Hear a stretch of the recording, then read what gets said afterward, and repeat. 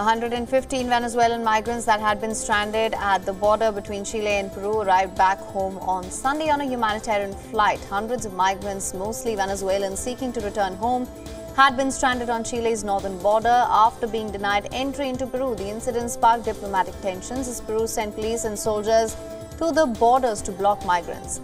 Chile's foreign ministry said that the flight was the result of a diplomatic effort with the Venezuelan government and its return to the homeland plan.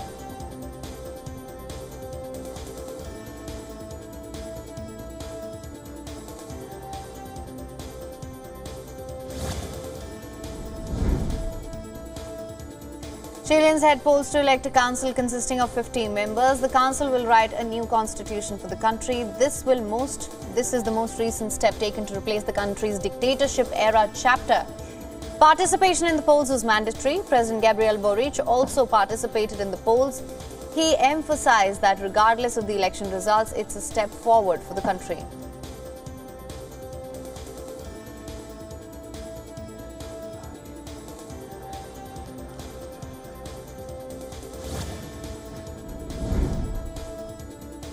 Alberta has declared a state of emergency after tens of thousands of locals were forced to evacuate their homes as wildfires rage across the region. More than 29,000 citizens have been evacuated from their homes as 108 wildfires still remain active across the province, among which 31 are out of control. According to the Alberta Wildfire Information officials, the total area of the province burned this year has now passed 375,000 hectares.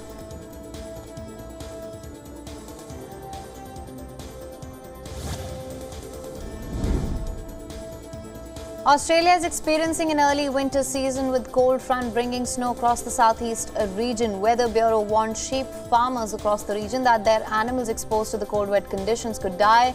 The cold front began over the weekend with temperatures plunging well below the average for the month, according to the Weather Bureau, which forecasts morning frost would linger until early Wednesday.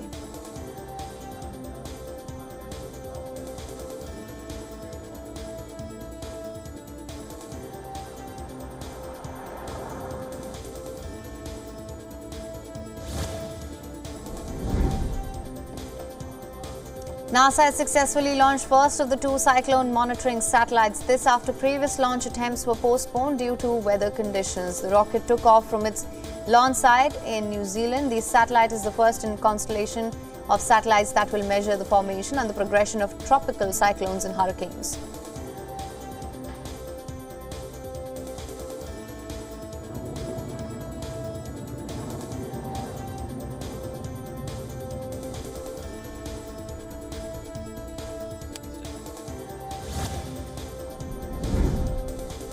Over 200,000 athletes around the world took part in the 10th running for the Wings for Life World Run charity race on Sunday. Organizers said that athletes of 192 nationalities in 158 countries took part in the event, the biggest running event in the world to raise funds for spinal cord research.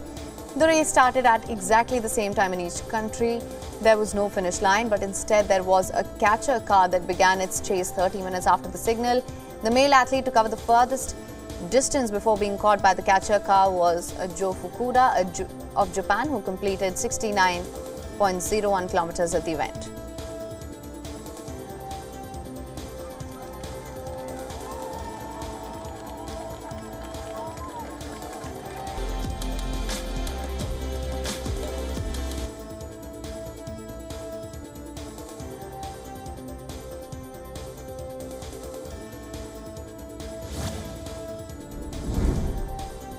Away from the violence and the clashes, a slice of history from the West Bank. Among a 143-year-old Turkish bath, it's located at the heart of the old city. After undergoing renovations, its doors are now open to visitors, nostalgic for a traditional bath. The renovated bath has 8 rooms, including a sauna, steam room, resting area, and a coffee shop for clients to enjoy. The traditional bath has been shut various times after being damaged by Israeli settlers.